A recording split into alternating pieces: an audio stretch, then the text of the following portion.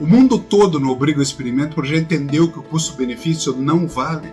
O que está por trás dessa obrigatoriedade no Brasil? Questiona o senador Girão, autor da proposta, por uma conversa franca entre médicos, especialistas, congressistas e a população. Existe maldade na medicina? De que lado se está? Meu nome é Jacir Leal, sou médico, escritor, palestrante. Não terei como estar no Senado neste dia 26 para uma fala contra a obrigatoriedade das chamadas vacinas Covid, mas quero contar aqui algumas coisas. Importa iniciar com uma afirmação: nada contra vacinas para salvar você da rubéola, do sarampo, as maravilhosas ações contra a paralisia infantil. Conheço o início da história vacinal com a expulsão da varíola humana do mundo, essa doença que maltratava tanta gente, e você vai entender o que eu quero dizer. Gratidão à boa medicina, obrigado a verdadeiras vacinas e os verdadeiros médicos.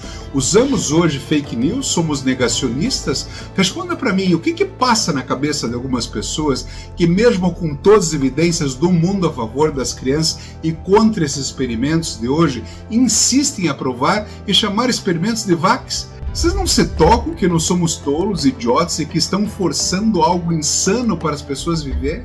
Vocês extrapolam suas convicções sem o menor sinal de vergonha na cara?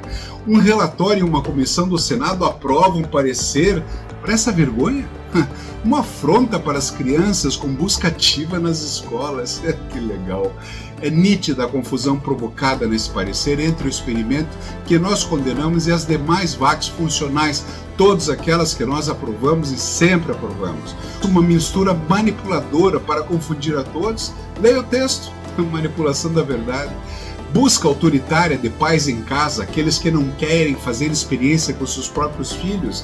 Em um país que demonstra áreas recentes de ditadura, um governo que apoia terroristas e bandidos nas ruas, teremos agentes de saúde mansos cumprindo ordens ou uma vertente de terror e bandidagem? Quão doces serão essas buscas contra a autonomia das famílias? Então vamos falar de medicina. Em um congresso médico, é normal que nós médicos possamos sair de uma sala onde foi indicada uma terapia, uma nova abordagem para uma doença, e uma parte concorde e a outra não. Isso é comum e benéfico. Movimenta o nosso cérebro, que nos faz evoluir. Aceitar ou não o tratamento depende de cada um. Uma diversidade saudável que ajuda muito na formação do conhecimento. Cada médico retorna para seus consultórios, clínicas e hospitais com uma proposta diferente para ajudar seus pacientes. E aqui, no governo, nada pode ser diferente? Só um lado presta? Só vocês têm a verdade? Só porque estão num poço de poder? Usam uma cadeira e muita vaidade? O que eu citei que acontece nos congressos médicos chama-se autonomia, um poder de decisão do médico dentro de uma ciência inexata como a medicina. Comum em democracias verdadeiras, sabiam?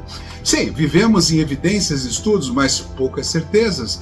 Melhor, nós respeitamos as incertezas e usamos o melhor para os pacientes. Mas vocês vivem e se alimentam de certezas absolutas e alta soberba. Isso é insano, ou tem outra intenção por trás? E olhe que nós médicos sabemos diagnosticar insanidade. O paciente tem a mesma autonomia por parte dele para aceitar ou negar um tratamento que nós propomos. Por exemplo, eu acredito muito em reposição hormonal na menopausa. Algumas das minhas pacientes não, e eu respeito. Eu não fico empurrando o medicamento para elas. Oriento, mas não obrigo. O meu papel como médico é cuidar delas da melhor maneira possível, orientar. A autonomia é delas em aceitar ou não. Vocês, qual respeito tem em relação aos pais desesperados que acreditam em outro caminho que não o que vocês querem nos obrigar? Qual o respeito aos médicos que vêm aqui trazer um mundo de evidências de que vocês não estão certos? Dados, o que adianta mostrar dados para quem não quer ouvir? Infelizmente, eu acredito que não adianta mostrar milhares de números e evidências verdadeiramente científicas. Vale essa ação no Senado porque quem está na dúvida ainda aproveitará muito, mas quem está sentado numa cadeira de poder hoje simplesmente discordará de cada trabalho apresentado aqui e pronto. Morte é o infiel e o mal ganha. Mas saibam, ganha, mas não vence. O bem sempre vence. Se houvesse apenas um erro de interpretação por parte de alguns congressistas, mudariam de ideia em relação a essa obrigatoriedade com tantas informações disponíveis. Por isso que é válido esse encontro aqui no Senado. Eles teriam valor. Mas se essa mudança não acontecer, poderia dizer que alguns não valem o que comem, como dizia minha avó. Da nossa parte, nós não proibimos qualquer um que decida experimentar essas agulhas, mesmo que a festejada e prometida solução para a pandemia já na primeira dose não aconteceu. E já estamos na quinta, sexta e com muitas complicações documentadas pós-picadas. Nós orientamos e a decisão final deve ser das pessoas, dos brasileiros, das pessoas no mundo, não de vocês. Não pode ser de vocês, nós somos médicos, eles pacientes. E vocês? São orientados por especialistas. Diz os especialistas, né? Argumento de poder. Então digo eu, nós temos honra e poder. Cada paciente no meu consultório que diz ter inoculado 3, 4 doses de experimento não para de pegar a doença mais e mais vezes, além de ganharem sintomas e sequelas pós-picada. Um amigo meu ganhou um AVC logo depois da agulha. Coincidência? Pode ser. Além disso, esse vírus muta muito rápido, modifica a si mesmo. Esses experimentos sempre estarão defasados. No começo da pandemia, ao meu modo de ver, gestores fizeram tudo errado. Quando eu soube que chegaria um vírus vindo do outro lado do mundo, eu editei um livro em tempo recorde.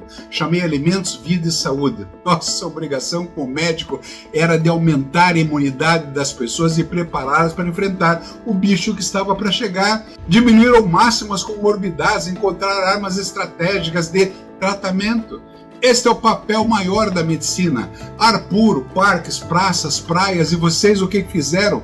Prenderam todos em casa, insuflaram o medo, colocaram a maioria debaixo das camas no escuro, trocando receita de bolos e tortas pelo WhatsApp. Aumentaram as comorbidades e diminuíram a imunidade. E com a história de ir para o hospital só na falta de ar, roubaram a chance de tratamento imediato.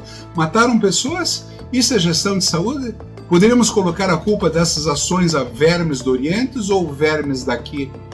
Com um grupo de médicos colaboradores, abrimos uma casa de atendimento imediato em Curitiba, que logo passou a ser reconhecida como casa de acolhimento.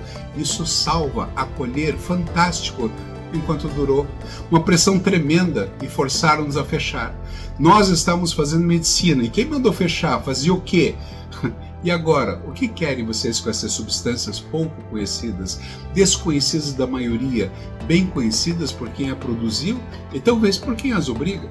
Queiram ou não, senhores, dentro de alguns anos elas serão conhecidas por todos.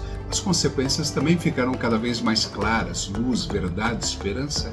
E as consequências sobre gestores também se tornarão claras. Responsabilidades com essas exigências doentias de agora? Eu de fato acredito que o mal sabe de tudo isso, mas gente do mal não quer ouvir de verdadeiros médicos, aqueles que um dia sentiram no coração o chamado para uma maravilhosa profissão, que envolve ajudar o próximo, tirar a dor, e quando não conseguem, ao menos amenizar o sofrimento. É o que queremos fazer aqui, e é o que vocês estão fazendo? Tirar a dor ou produzir dor e sofrimento? Obrigatoriedade gera dor. Existem médicos, poucos, muito poucos, que apenas têm um diploma pendurado na parede. Não são verdadeiramente médicos, mas fracassados, que somente encontram caminhos estranhos para conquistar poder e dinheiro. São conhecidos pela maioria. Autonomia e liberdade são obrigações de zelo por parte dos conselhos de medicina, um dever. E por que estou me expondo aqui? Eu tenho posição desde o início da pandemia, aliás, muito antes, sempre assumi um lado, o lado da humanidade. E como poderei ter medo de represálias enquanto pais se angustiam pelo futuro de seus filhos? Como posso ter medo se prometi ajudar? Eu jurei merecer aquele diploma. Como explicar para nossos filhos que eu não saí de casa para defender nossas crianças, que decidi ficar invisível, jogado no sofá ou escondido com os outros embaixo da cama? Eu sou médico obstetra. Como poderia abandonar anjos que eu vejo nascer quase todos os dias e entrego uma família?